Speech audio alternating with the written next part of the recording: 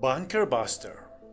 A bunker buster is a type of munition that is designed to penetrate hardened targets or targets buried deep underground, such as military bunkers.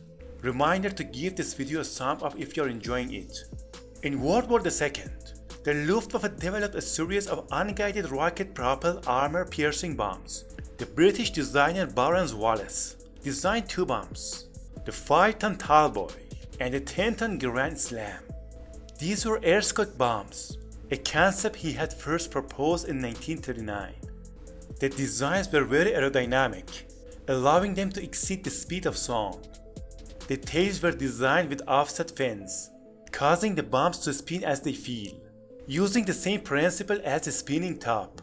They had casings of high-grade steel, much stronger than the typical World War II bomb, so that they would survive hitting a hardened surface or penetrate deep into the ground, though these bombs might be thought as bunker busters. In fact, the original earthquake theory was more complex than simply penetrating a hardened surface. The earthquake bombs were designed not to strike a target directly, but to impact beside it, penetrate under it, and create a camouflage or large buried cavern, at the same time as delivering a shockwave through the target's foundations. The target then collapses into the hole, no matter how hardened it may be. The bombs had strong casings because they needed to travel through rock rather than reinforced concrete, though they could perform well against hardened surfaces.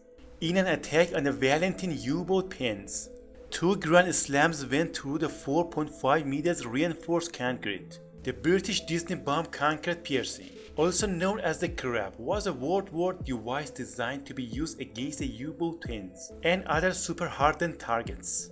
It had a streamlined hardened case and weighed about 2,000 kilograms, including the rocket assembly. The actual explosive content was about 230 kilograms.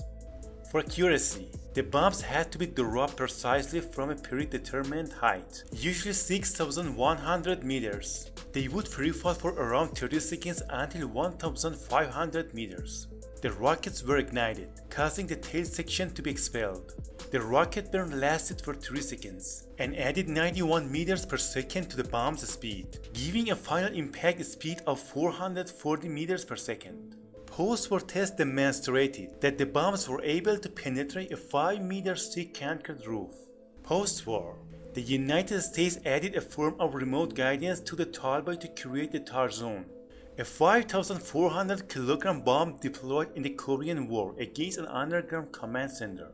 The Blue 109 bomb is intended to penetrate concrete shelters and other hardened structures before exploding. It entered service in 1985. Israel F-15I fighter jets are believed to have used Blue 109s in the strikes that killed Hezbollah leader Hassan Nasrallah in Beirut. During Operation Desert Storm in 1991, there was a need for a deep penetration bomb, similar to the British weapons of World War II, but none of the NATO air forces had such a weapon. As a stopgap, some were developed over a period of 28 days. Using 203mm artillery barrels as casings. These bombs weighed over 2 tons, but carried only 293 kilograms of high explosives. An example of a Russian bunker buster is the KAB-1500 LPR. It is delivered with the Su-24M and the Su-34 aircraft. It is stated to be able to penetrate 10 to 20 meters of earth or 2 meters of reinforced concrete. The bomb weighs 1,500 kilograms, with 1,100 kilograms being the high explosive penetrating warhead. The United States has a series of custom-made bombs, such as the Payway series of laser-guided bombs to penetrate hardened or deeply buried structures. More recently, the United States has developed the GBU-57. The extra speed provided by a rocket motor enables a greater penetration of a missile-mounted bunker buster warhead. The warhead may consist of a high-density projectile only. Such a warhead carries more energy than a warhead with chemical explosives.